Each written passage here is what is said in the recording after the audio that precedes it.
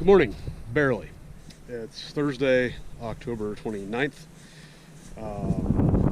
It's cloudy.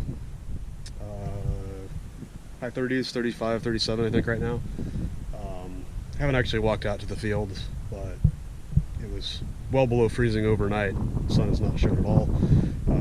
Probably going to try to do some cover crops later, but not going to get in a real big hurry because I think everything is going to be pretty tough and wet and greasy on top. So, I think one of the projects that I'm going to try to work on in the short term is to get the especially back end of this trailer cleaned up. I'll probably clean the whole thing up, to be honest, and kind of get ready to do some of that chassis paint. Either the prep or the paint that Wilson used in this era was not spectacular. The forecast looks like it's going to be 60s for at least a few days next week. I haven't really looked at an extended forecast, but it looks pretty good.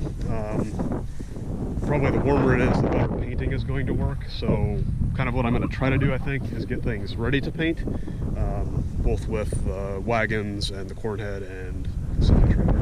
And then hopefully I would like to get cover crops all seeded this week, but we'll see if that actually happens or not. It may not, since the sun didn't really shine yesterday. That sort of wrenching things a little bit. Tomorrow sounds really nice, so I think I can get a lot done tomorrow, and hopefully another 20 or 30 acres this evening is kind of my goal. At least be ready to paint things, do things that are temperature sensitive when the temperature cooperates. Hopefully next week is kind of the general idea. So I think my game plan here is I'm gonna blow off as much as I can, and then take the pressure washer to it. It seemed like the air gun honestly got off a lot of paint. I mean, a lot more paint than the pressure washer did, even using the gas-powered pressure washer. So I think we're gonna go for the dry route first. It'll be a little less cold.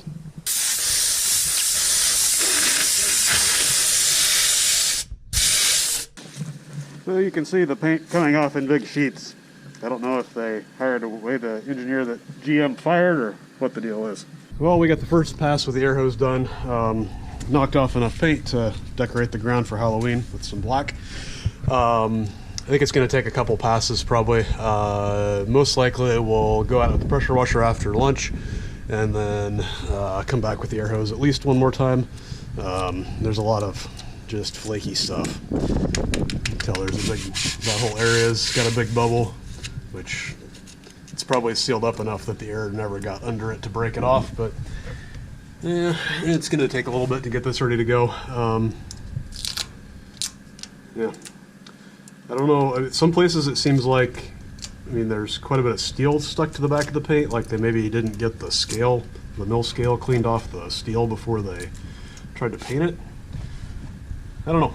I mean, this isn't a new trailer. It's 10, well, I think it's an 09, but it was built in 08, so it's 12 years old or so.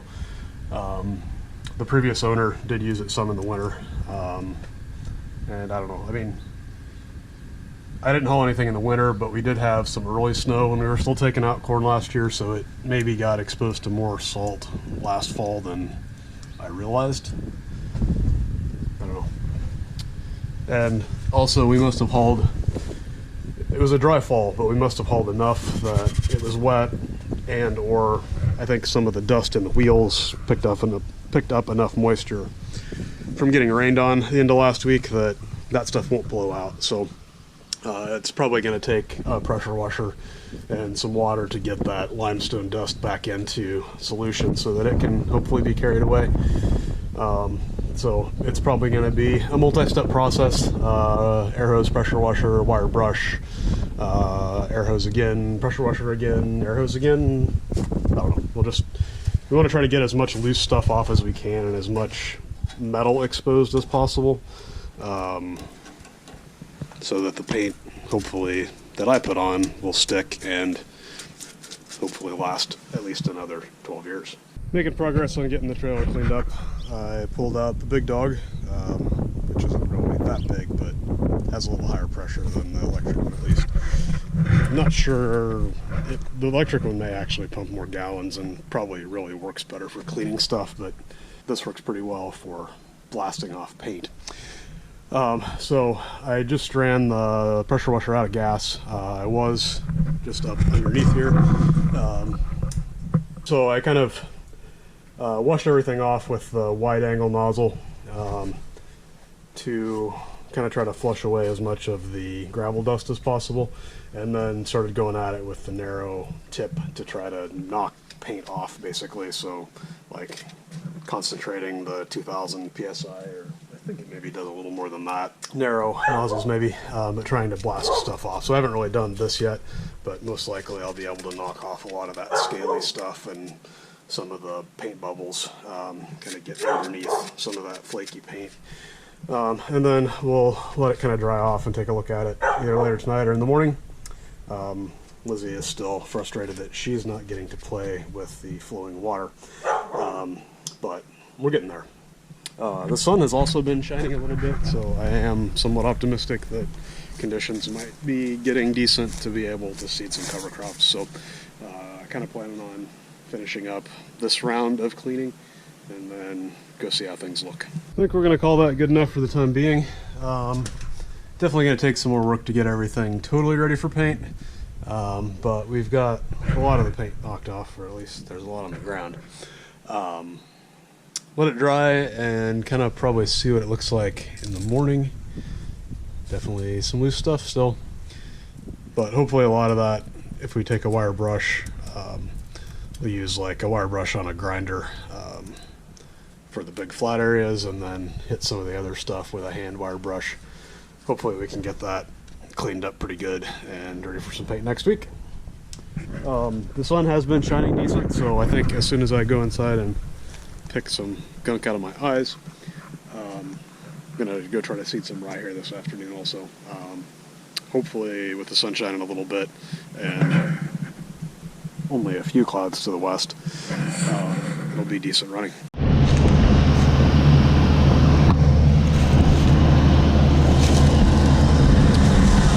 Alright, we're getting air out of the bottom of all the tubes, so that's good news. Should be pretty well lined up to where I need to start. So we're gonna stick the camera up on top and see if we get some cool footage.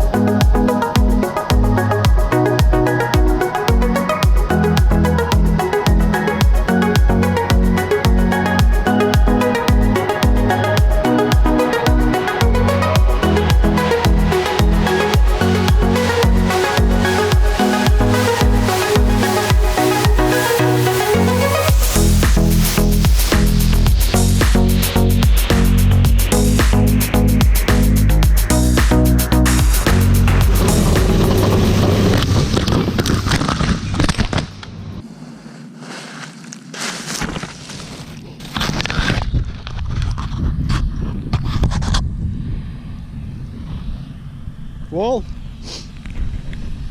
I guess that made it about 150 feet before it broke the camera mount. So the GoPro holder that I normally have been using on the mag mount is one that I 3D printed. Not the best design. The latches broke, I think, the first time I tried to use it, but the part that fits around the camera seemed to fit tight enough that I hadn't had any trouble until I ran it through a row unit. So it clearly broke kind of along a layer line there, and probably having that opening in the bottom. I don't even know what that's for. There's nothing there that matters, I don't think. Speaker, maybe? I didn't think this had a speaker. Anyway, I think we're done with that one. But the good news is I can just take the good frame off of the selfie stick thing and put it on the mag mount for the time being, and that way we can hopefully get some interesting footage.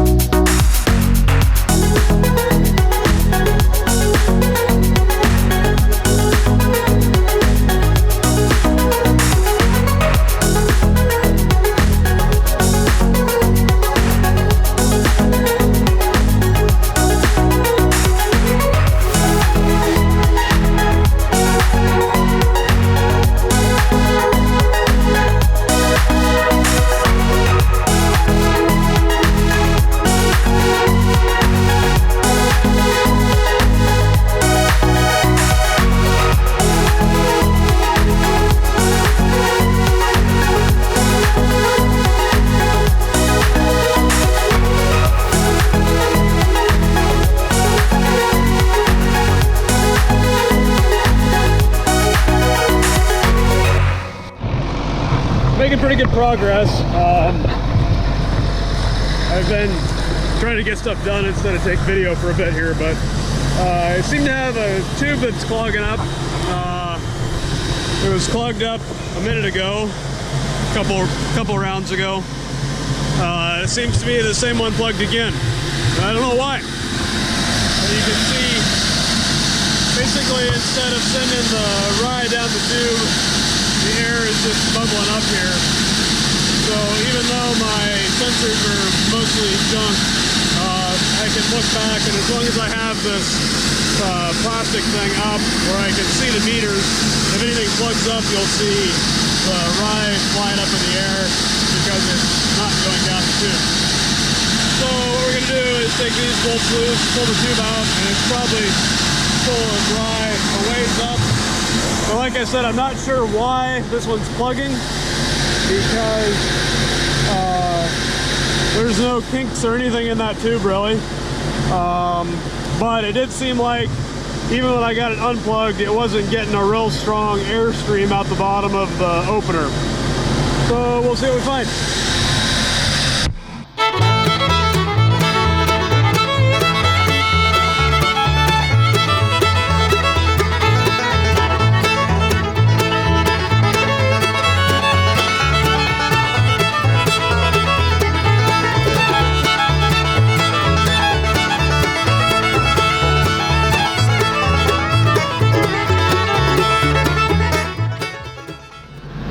I'm getting air, but not a lot.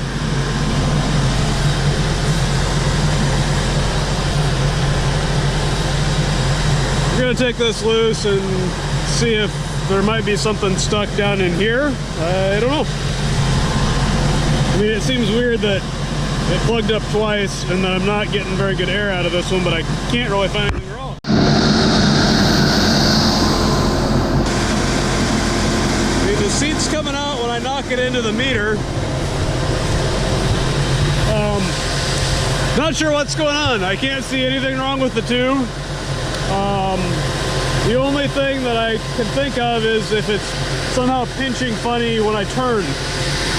So what I did is, normally this would be underneath this keeper thing. I just kind of left it out so that it's a little more loose. And we'll see if it gives us any more problems, I guess. We're humming right along and working so far, but like I said, it plugged up twice within about a round.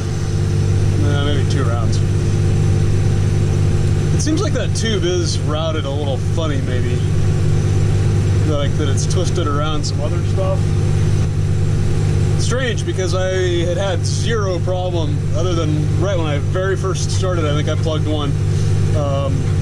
But I had no problem at all yesterday or today until maybe 10 or 15 minutes ago. And then that one plugged twice.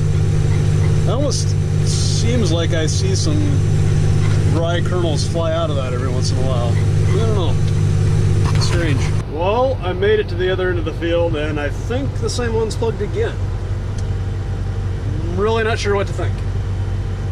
I think I'm going to pull that tube clear out and shake it real good.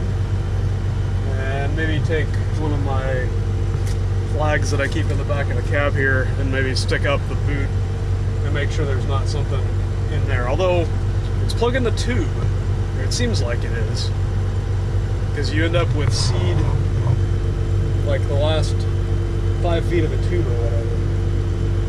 I don't know. Weird. Well, I think I solved the mystery.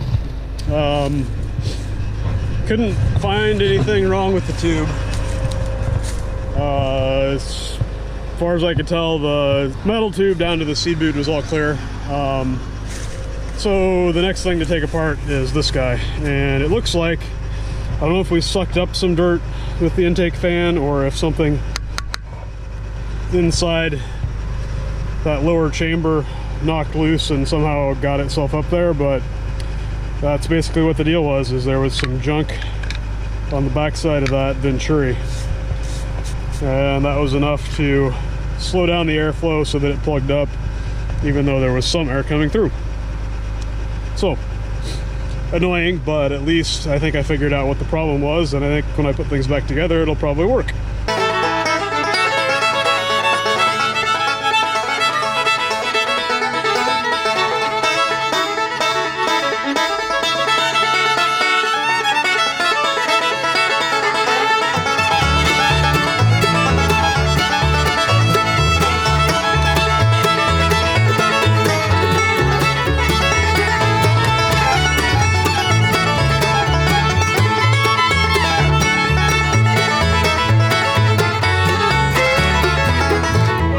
Probably turn the fan on and make sure that I'm getting a good flow of air out of that now, but I'm 99% sure that's going to solve my problem.